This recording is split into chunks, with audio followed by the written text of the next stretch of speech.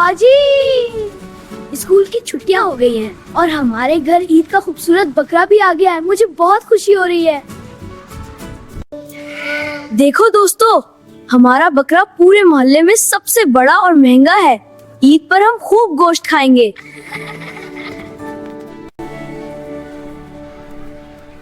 ज़ैन भैया, ईद कुर्बान सिर्फ अच्छा गोश्त खाने या बड़े जानवर की नुमाइश करने का नाम नहीं है।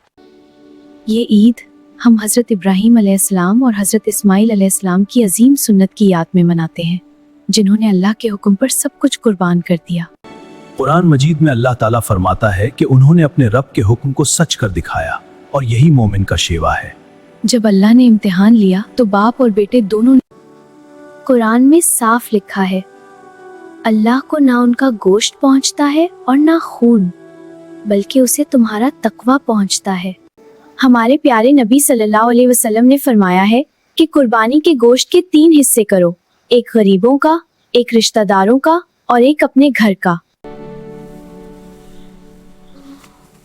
तो बाजी, क्या अल्लाह ताला को हमारे जानवरों का गोश्त और खून पसंद आता है?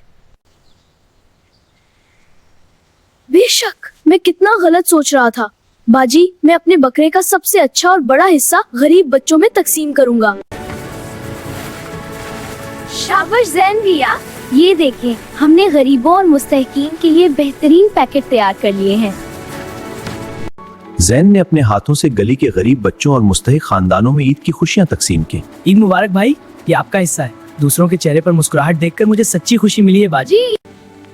अल्लाह पाक हमारी इस छोटी सी कोशिश और कुर्बानी को अपनी बारगाह में कबूल फरमाए। आमीन।